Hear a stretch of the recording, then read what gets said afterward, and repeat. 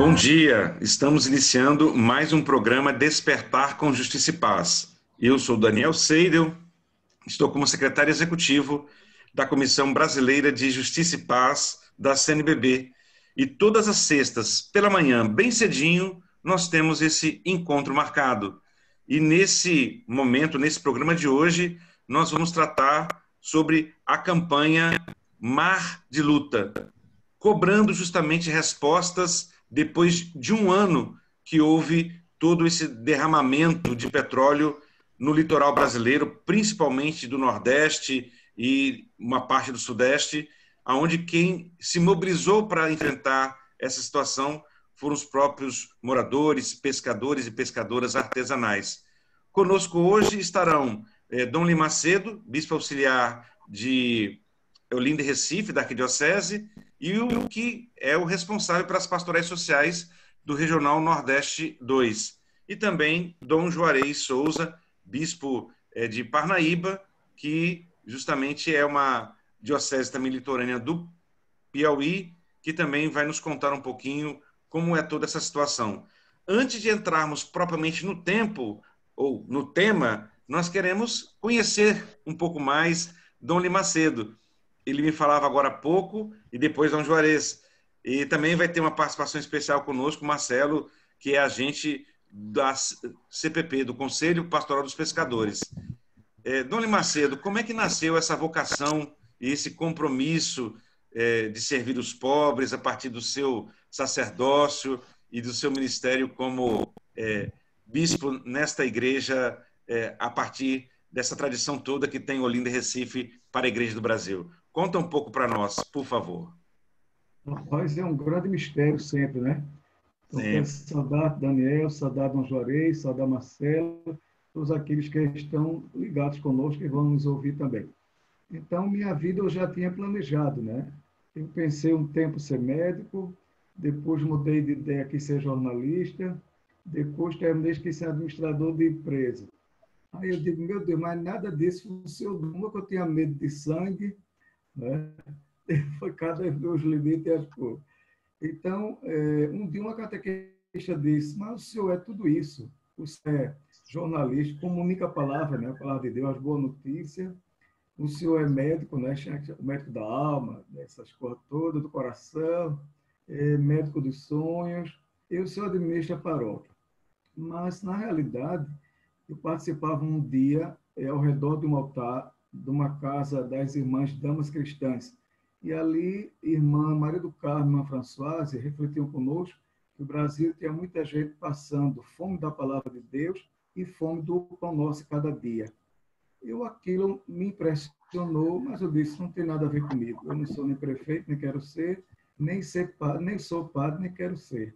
Só que durante o mês, Deus ficou me atormentando, né? Celebrando o Santo Agostinho, eu fico imaginando os tormentos que ele teve também, para descobrir a beleza que é Deus, né? Aquela luz que ele encontrou no seu interior. Porque Deus é o mais íntimo, nosso íntimo, como ele mesmo disse. Então, ali eu fui descobrindo que aquela provocação era também para mim.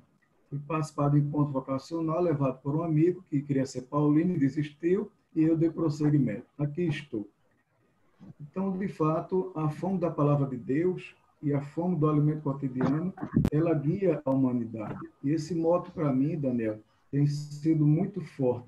Na Diocese de Nazaré, trabalhei também com a Juventude PJMP, com as comunidades de base, a formação no seminário, mas, de modo particular, tinha esse carinho pelas questões sociais. Então, acompanhamos a Pastoral dos Catadores, na Diocese, material reciclável, e trabalhamos com outros grupos, medicina popular, educação política, etc.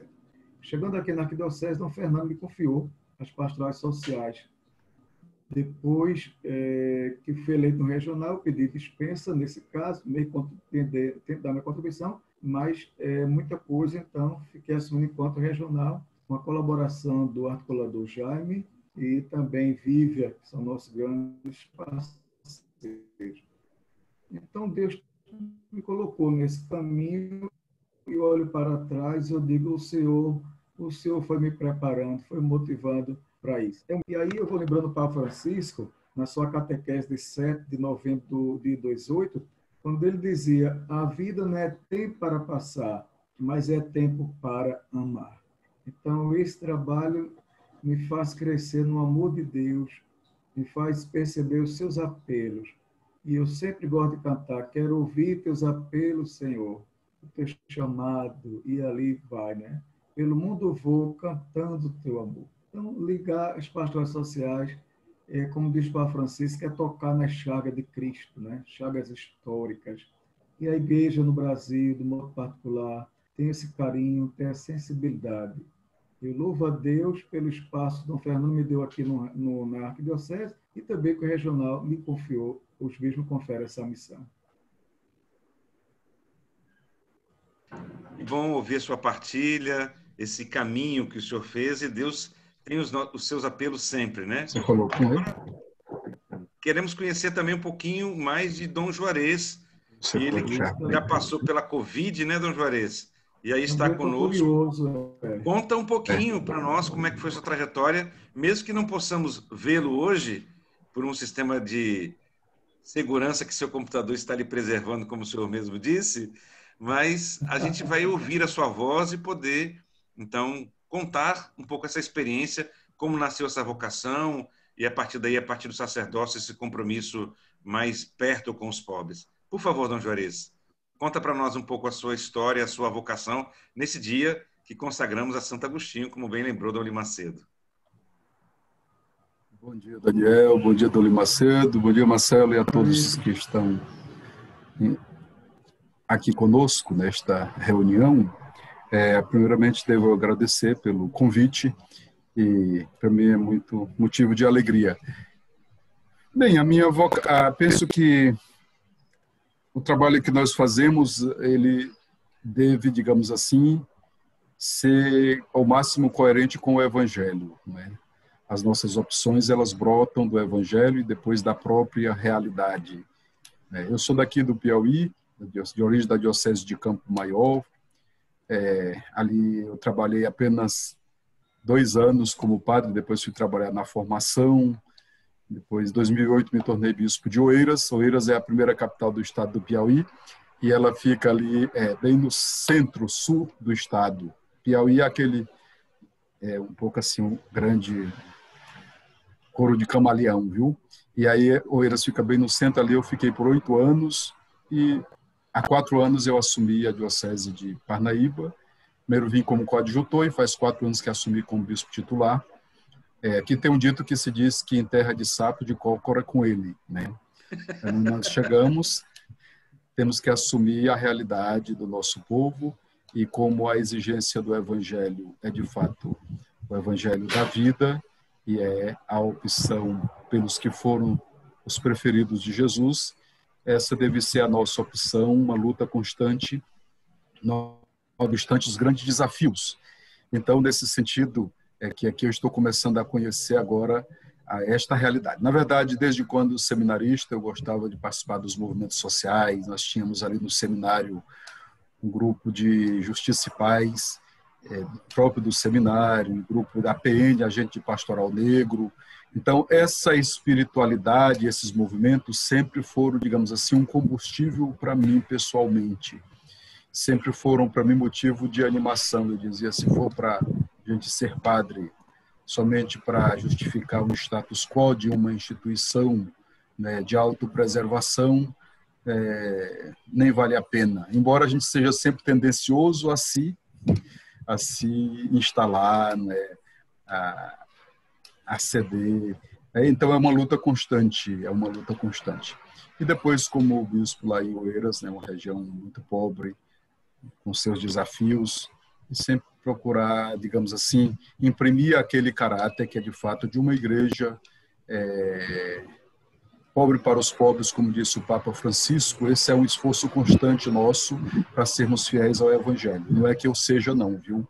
É que eu gostaria de ser, e por isso temos que sempre renovar esse compromisso. Em Parnaíba estou começando agora essa realidade, a conhecer assim a realidade, sobretudo dos pescadores, como vamos logo falar, o motivo de a gente estar e também do Marcelo estar presente. Então estamos aqui, viu, principalmente para escutar.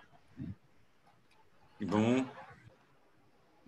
Bem-vindo, então, mais uma vez, Dom Juarez. E alegria podermos contar contigo. Eu estive em Oeiras também, assessorando uma assembleia do Laicato, e o senhor deixou lá uma presença muito boa enquanto pastor. Eu posso testemunhar isso com o povo de Deus que lá encontrei. E essas missões que Deus vai nos dando também contribuem para esse desenvolvimento. Marcelo, rapidamente, então, quem é você, afinal? Como é que você ingressou aí no CPP? Você também é pescador ou não? Como é? Conta essa história para nós, rapidamente.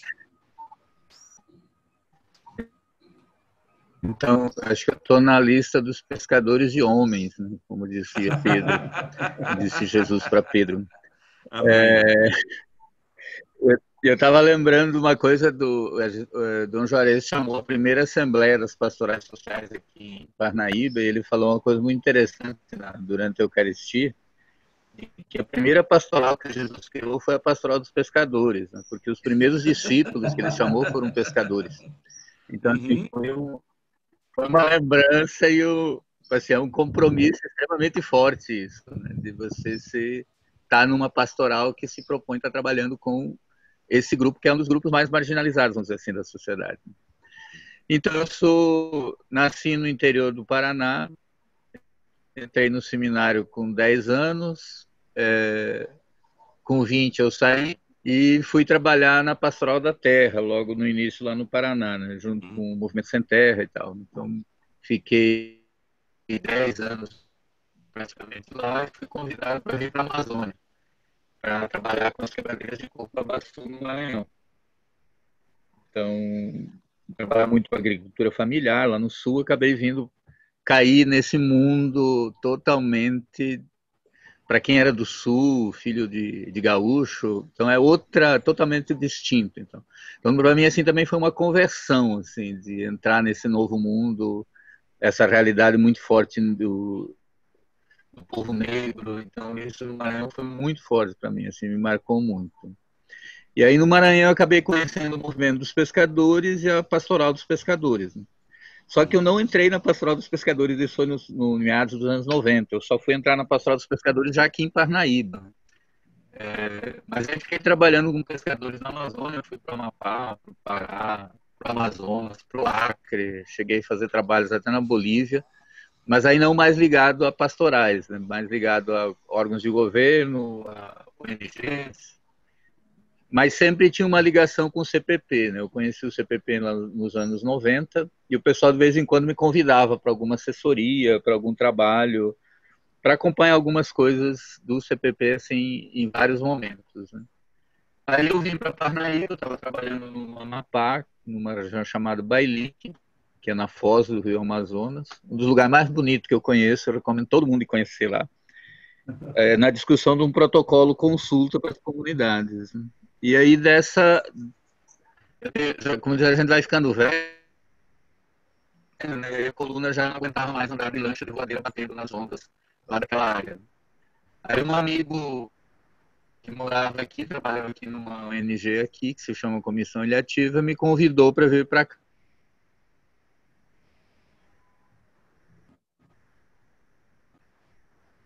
Eu acho que nós perdemos o contato com o Marcelo.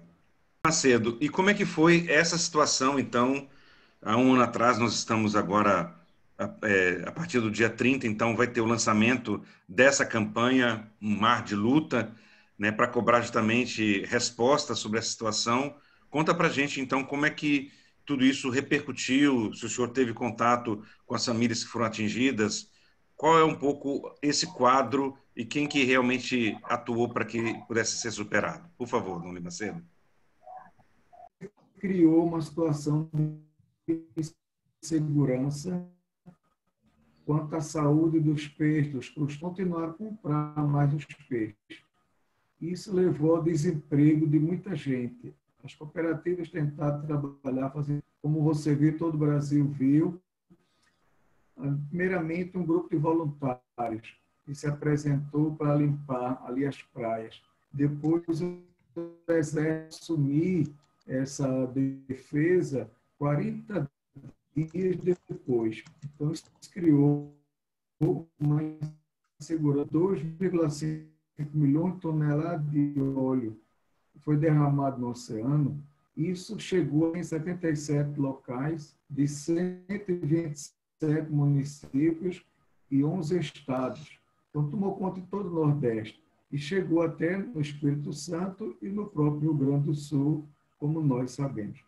De fato, a Pastoral dos Pescadores procurou acompanhar.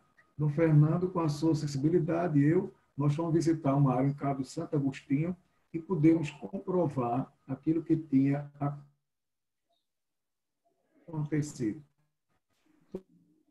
Então, de fato, está sendo chamado o maior retornar um pouco as atividades. É preciso ter muito cuidado, porque justamente há sinais daquele petróleo, né? Há muitas substâncias no mar ainda, nas áreas dos mariscos, dos crustáceos, nesses animais, nas plantas da nossa região. Então, há uma insegurança muito grande, mesmo que eles tenham voltado ao trabalho. Então, Dom Limacedo, situação que envolveu a todos que estão ali diretamente trabalhando, e até hoje não se tem, pelo que o senhor está dizendo, então, ideia exatamente do que o grau de contaminação e até como isso mesmo acaba atingindo a qualidade do peixe e até a qualidade das águas, e a natureza, que tem um grande dom de se renovar, ainda traz bastante preocupações. Dom Juarez, o senhor, que agora podemos vê-lo, pode trazer um pouquinho dessa realidade, depois a gente passa logo para o Marcelo, e a gente depois, em seguida, entra um pouco mais na própria campanha. Como é que foi aí, então, Dom Juarez, em Parnaíba? Muito bem. Então, primeiramente dizer que aqui nós estamos bem no norte do Piauí, nós temos aqui cerca de 66 quilômetros de costa, de praia.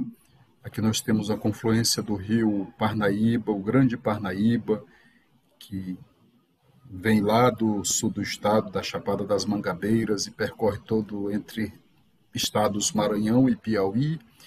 E depois aqui ele chega com o rio Igaraçu, rio Puti, ele vem pegando água aí de vários lugares, e aqui ele faz esse delta, forma o delta. Nós estamos também de um lado do delta. Portanto, é uma realidade muito marcada pela presença das águas doces e águas salgadas, e aí conta com a presença de muitos pescadores, pescadoras, marisqueiros e marisqueiras, e a gente está começando a conhecer esta realidade. Quando a gente chega numa diocese, numa igreja, a gente primeiramente tem tudo aqui, é muita coisa, é um universo de coisas para você conhecer, e tem algumas realidades que tentam te absolver.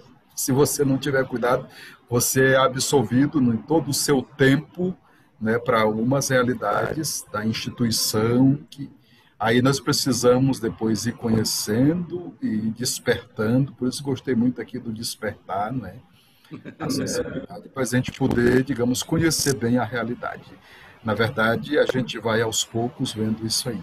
Quando eu fui convidado, eu acompanhei um pouco naquele período e vi que aqui também era atingido pela questão do petróleo, e pude escutar através do Marcelo como agente do CPP, né, embora nós não tenhamos aqui uma pastoral ainda propriamente dita, temos ações, né, que marcam assim a parceria entre as associações, o embrião da pastoral que já existe, né, as colônias. Nesse sentido, o Marcelo tem sido essa ponte. Nós estamos agora num período muito, digamos assim, fértil e promissor. Nós estamos em preparação para a Romaria da Terra. Nós temos daqui a pouco uma reunião, por isso eu vou ficar só até às 8:45 aqui, porque temos uma reunião hoje sobre a Romaria da Terra e da água, né, que essa realidade precisa ficar bem presente na Romaria. O Marcelo também acho que vai estar lá, e nós vamos trazer essa realidade, né? E quando eu vi falar aqui do programa, né, Mar Adentro, da campanha Mar de Luta, eu logo vi que eu não estava, digamos, muito apto assim para falar bem da realidade das famílias, porque isso requer, de fato, o conhecimento, né? E a gente está ali, de fato, sentindo com eles bem de perto. A gente sente, sofre, sabe onde a dor dói, mas eu vi que o Marcelo ele estava muito mais apto, mais afinado para falar. Por isso, eu já entrei em contato com ele pedindo socorro, né? E estou aqui juntamente com ele. Então é isso que a gente quer agora, se inteirando. Na verdade, eu estou aqui também mais para escutar. O Marcelo eu já escutei ontem, que ele passou mais de quase uma hora ontem me falando, tanto no áudio como também conversando. Então eu vi que ele tem muita propriedade para falar e eu quero também escutar a ele, como também escutar a vocês. Já comecei a escutar a Dona Macedo, que já tem um trabalho muito vasto nesse sentido. E só para concluir a minha fala, nesse sentido, eu me sinto assim muito curioso pela realidade, digamos assim, aqui do Beira-Mar, pela realidade dos pescadores, porque é um universo totalmente diferente do meu. Eu sou um caboclo do sertão do Piauí, né, lá da região da mata, e filho de agricultor. Então a realidade do agricultor é bem diferente da realidade dos pescadores, que me parece que é muito mais desafiadora. Na verdade, nós sabemos que a vocação ela para se basear nas 3 profissões com que Jesus se encontrou. Primeiramente o agricultor, né? Depois o criador, o pastor e depois os pescadores. Dessas 3 realidades da vocação, a mais desafiadora é a dos pescadores. Eu conheço a do agricultor, que é muito simples. Na verdade, joga a terra no chão e ela vai germinar e você sabe onde está a semente. Dos criadores ou dos pastores, você solta os animais, eles vão por onde e você precisa acompanhar. Já é um pouco mais desafiadora. Dos pescadores, você joga a rede e não sabe o que vai pegar, não sabe o que vai pescar. Então essa é mais desafiadora. Eu vejo que eu preciso avançar para águas mais profundas nesse campo e por isso quero escutar primeiramente a você. Muito obrigado. Muito obrigado pelo testemunho, pela humildade também, Dom Juarez. E que bom que isso proporcionou esse diálogo, né? Porque, de fato, a gente às vezes fica tão ocupado com o dia a dia e essas realidades nos tocam profundamente. Eu agradeço muito o seu aceite e ter também trazido o Marcelo aí para compartilhar conosco. Marcelo, então, como é que foi a realidade aí dos pescadores nesse momento em que aconteceu esse derramamento aí, esse crime ambiental, um dos maiores do mundo, poderíamos afirmar assim, do Brasil com certeza, em relação a esse de petróleo. Por favor, Marcelo. Então, quando começou a questão do derrame de óleo, inclusive eu estava participando de uma formação lá do CPP lá em Olinda. Inclusive eu fui junto nessa visita que o Dom Lima Macedo disse que ele esteve lá na praia, lá conhecendo a realidade. Né? E a gente estava muito inquieto, né? Porque a gente estava com quase todos os agentes de pastorais do CPP lá e estava todo mundo inquieto, todo mundo querendo ir embora, querendo ir para casa para poder acompanhar essa realidade. Isso foi no mês de agosto. E quando eu voltei para cá, eu ainda não tinha chegado ao petróleo. Aqui só foi chegar em meados de novembro, em função de correntes marítimas e tudo. Então, na verdade, aqui só acabou chegando em dia 14, os pescadores ligaram à noite. Marcelo, um mar de óleo lá fora. Aí no outro dia, bem cedo, acho que às 5 horas, quando começou, às 6 horas da manhã, que está tendo essa discussão de pastoral, me deu um recado, gente, eu estou indo para a praia, eu não vou na Assembleia agora. Então é uma situação muito delicada. E aí fui para lá, e aí começou a chegar. Eu cheguei de manhã, lá tinha uma tartaruga morta, estava chegando óleo, chegando petróleo, eram pequenas manchas, vinham boiando na mar, e a praia assim toda salpicada de coisas. Aí já começaram a chegar os pescadores, aí todo mundo olhando o que faz, o que não faz, vamos pescar, não vamos pescar.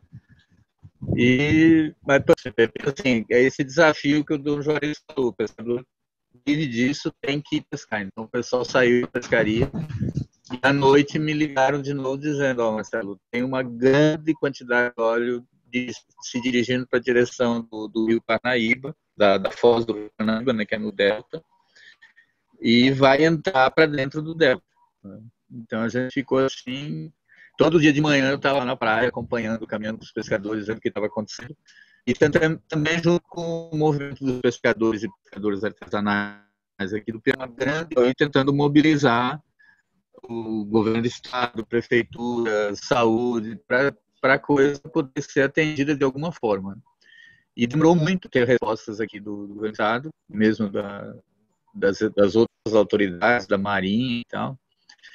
E a gente sentia assim, vai que os pescadores diziam, está acontecendo isso, está acontecendo tal coisa, e havia um menosprezo por esse conhecimento. Então a gente ficou assim, todo dia de manhã entre os pescadores. Os pescadores têm uma corrente marítima. Quando eu voltei, os pescadores dizendo que estava acontecendo, assim, você marcou com o GPS local, o oficial da Marinha falou isso, como se pudesse marcar com o GPS uma coisa que está se movimentando dentro do mar. Então, assim, a gente ficou muito, foi muito forte esse desrespeito com os pescadores e tal. E no litoral do Piauí, são mais de 9 mil pescadores.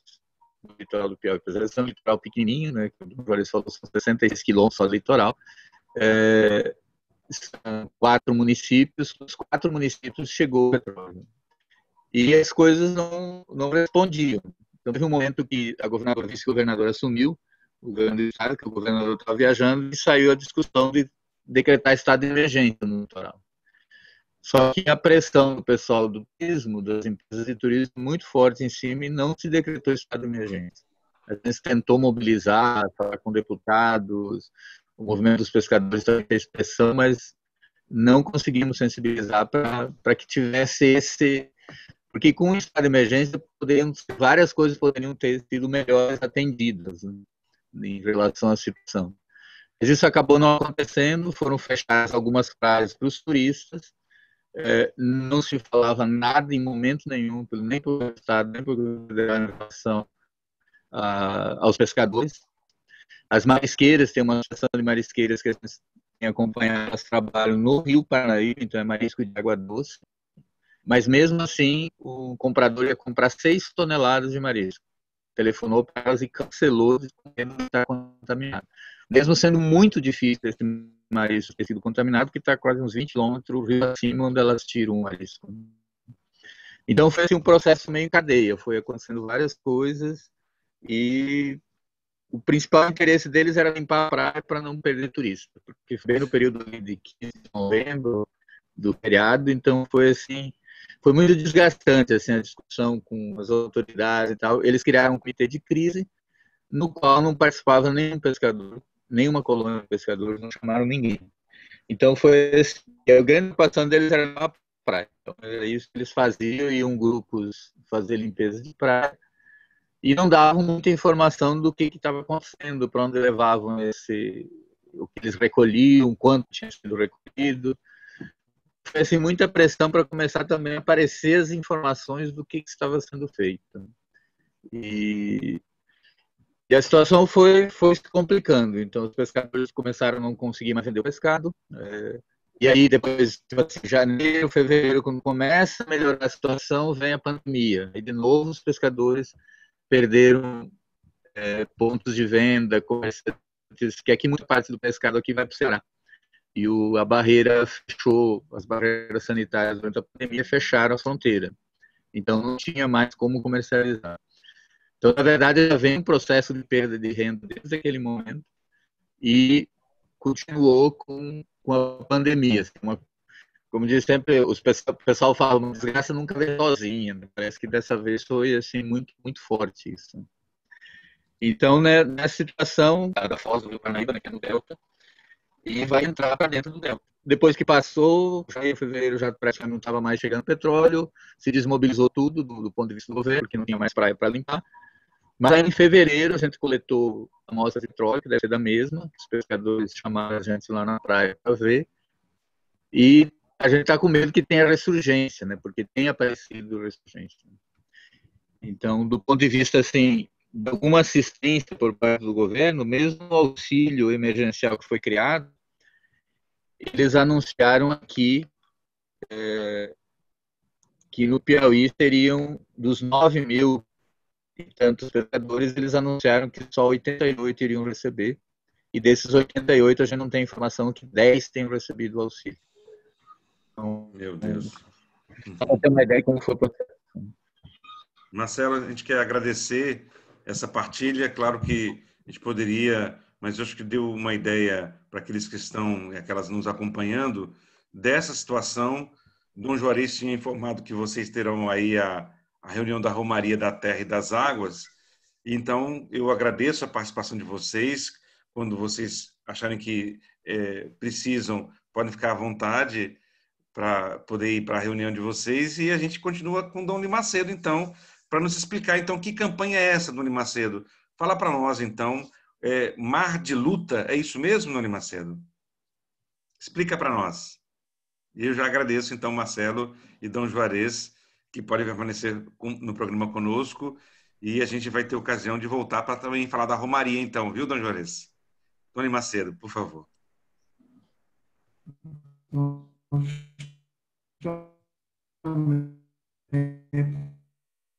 É a tentativa de sensibilizar a comunidade para despertar para esse compromisso.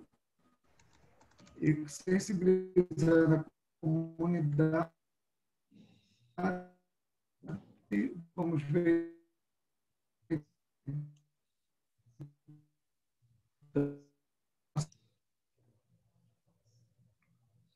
Nós não estamos conseguindo te ouvir, Dom Limacedo. Dom Juarez, eu vou pedir para o senhor, então, já ir fazendo o encerramento do nosso programa e eu falo um pouco mais da campanha, então, em si. Nesse dia 30 faz um ano do crime ambiental e a campanha, então, tem por objetivo justamente poder cobrar e responsabilizar o Estado pela ausência de respostas, reivindicar a aplicação do Plano Nacional de Contingência para incidentes de população de poluição por óleo, né? Realizar pesquisas autônomas que possam ser confiáveis, depois reivindicar mudanças na condução da atual política ambiental do país. Infelizmente, nós temos um próprio ministro que diz que enquanto estiver preocupado com a pandemia vai passar boiada, né? Isso é muito dramático e triste, em várias ações pedindo realmente que ele se retire do governo.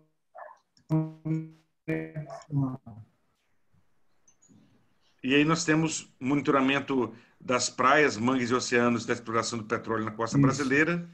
E enquanto isso não se faz, que se seja impedido de abrir novos poços de petróleos em alto mar.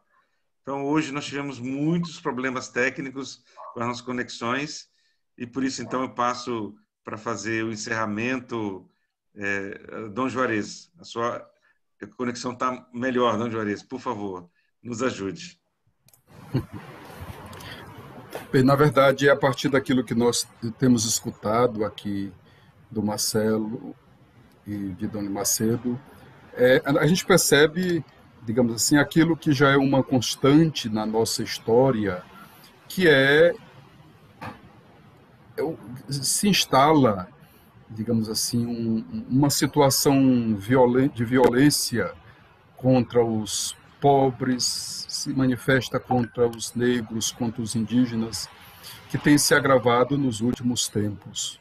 Nós vemos isso aí todos os dias. E essa violência ela se manifesta em atitudes, seja de omissão, como aqui, de omissão ou de marasmo no trato da situação que diz respeito aos pobres, aos pescadores, no caso aqui, aos marisqueiros e marisqueiras, que a gente vê que é uma situação de prejuízo para eles, da parte daquilo que para eles é vital. Nós vemos uma situação aqui, por exemplo, desde novembro, que eles não conseguem comercializar os seus produtos. Aí depois o auxílio emergencial, que foi dessa forma precária, que não atingiu a 10% sequer deles, e desses 10%, certamente aí 1% é que se tem a certeza de que receberam esse auxílio. Aí depois a situação de comercialização prejudicada, ela se perdurou a partir com a pandemia que se instalou, e está esse pessoal aí todo sem assistência. Na verdade, são pessoas pobres que estão aqui. Então a gente vê que aqui é mais, digamos assim, um exemplo desencadeado de uma situação de descaso, de desmonte de políticas públicas e de conquistas que populares que a sociedade brasileira foi adquirindo ao longo do tempo, e nos últimos tempos se instala esta violência no sentido de omissão ou indiferença com a causa dos pequenos, mas depois a gente vê, por outro lado, é mesmo uma violência, né, que se manifesta, é uma política armamentista, né, são pronunciamentos, digamos assim, contrário aos indígenas e contrário ao meio ambiente, né? Ontem mesmo nós ouvimos falar que uma agulha no palheiro que haja, né, mais de 1.000 incêndios na floresta amazônica, né? Isso é uma agulha no palheiro, não tem significado nenhum da parte até do vice-presidente da República, que confirma aquilo que, na verdade, o presidente já dizia, para não falar, né, desse discurso negacionista com relação à gravidade da pandemia. Tudo isso são violências que se manifestam com os pobres. A pandemia, ela não é a mesma para todos. A gente sabe que para os pobres a situação é muito pior. Ontem me ligava um agente de pastoral aqui, o coordenador de pastoral dos surdos, e ele falava comigo quase chorando por causa do tio dele que morreu de Covid e morreu porque não teve condições de ser assistido como precisava ser. Então a gente vê que o desmonte e a violência que se instala cada vez mais, né, em cima dos pobres. A gente lamenta isso e a gente espera que esse mar de luta ele possa ser uma luta, digamos assim, que favoreça de fato os pobres, uma luta pacífica, não violenta, mas uma luta que seja ativa, no sentido de buscar justiça e paz para todos. Muito obrigado. Muito obrigado, Dom Juarez. Queremos também convidá-lo depois para a gente seguir dialogando, até para a criação também de uma comissão de CISPAS para contribuir e colaborar com o senhor aí na própria Diocese da Parnaíba. Estamos nesse esforço a pedido do próprio Dom Valmor, e a gente também tem se alegrado muito com o profetismo que vocês tiveram na Carta ao Povo de Deus, e ontem nós estivemos a tarde toda reunidos, a coordenação das pastorais sociais no âmbito da CNBB, justamente discutindo, a partir dessa inspiração da Carta ao Povo de Deus, que contribuições a gente pode dar para o Pacto pela Vida e pelo Brasil, que a CNBB nos pediu que até agora, dia 31, nós pudéssemos também fazer esse esforço. Então, é nesse espírito que a gente se coloca a serviço, principalmente amplificando a voz dos mais pobres, daqueles que mais sofrem, né? Então, nesse compromisso, nós seguimos, e desde já, então, agradeço essa sua disposição, e vamos contar outras vezes para que nós possamos conhecer um pouco mais a realidade dos estados brasileiros, essa caminhada que vocês, enquanto homens de igreja, fazem, para que nós também tenhamos essa expressão do profetismo sempre vivo, nesse melhor segmento da pessoa de Jesus Cristo, para o qual nós temos sido tão animados pelo exemplo, pelas palavras de testemunho do Papa Francisco.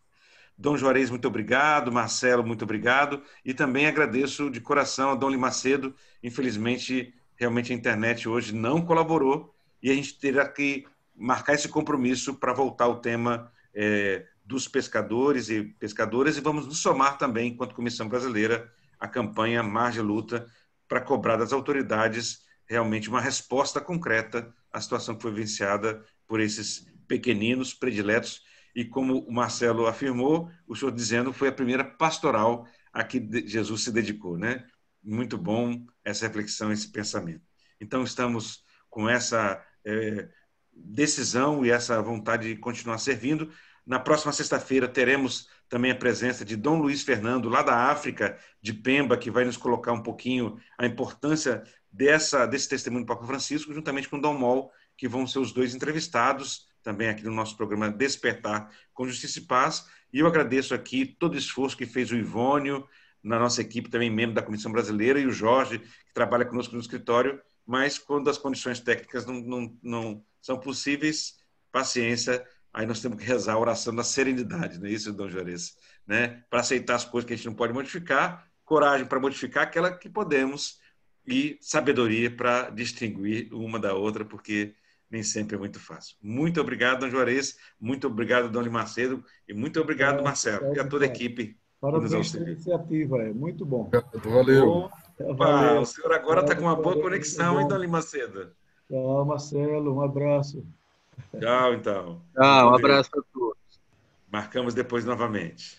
Assim nós terminamos mais um programa Despertar com Justiça e Paz, sempre trazendo informações, notícias e esse testemunho da caminhada dos bispos do Brasil que retomam essa linha profética. Ontem nós celebramos Dom Helder, as memórias Dom Luciano Mendes e Dom José Maria Pires, juntamente com todo o profetismo da Páscoa de Dom Pedro Casaldáliga. E assim nós continuamos essa caminhada em favor do nosso povo brasileiro, com a inspiração no ensino social da Igreja e nessa fé, nesse Jesus Cristo vivo que nos pede o compromisso. Muito obrigado. Dom Lima Macedo, uma palavra final?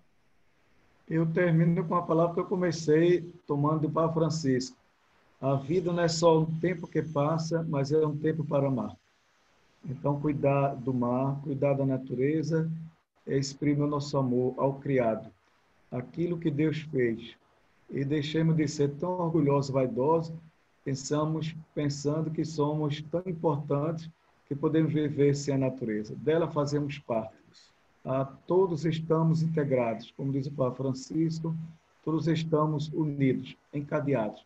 E vamos então, como Dora dizia, né, olhando para a senhora com um colar de pérola muito bonito, eu dizia, olha, o seu colar é maravilhoso. Agora, o que une as pérolas é uma coisa muito importante.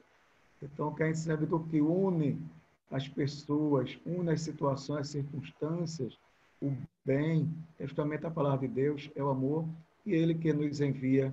E por isso a gente pode concluir recordando o hino. E pelo mundo eu vou, cantando o teu amor.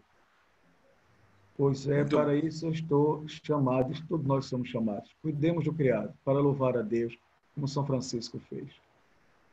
Que bom. Muito obrigado, Dona Macedo. Um abraço a Dom Fernando e a toda a equipe aí da nossa comissão também de Justiça e Paz da Arquidiocese de Olinda e Recife. Um abraço. Com Deus também. Obrigadão.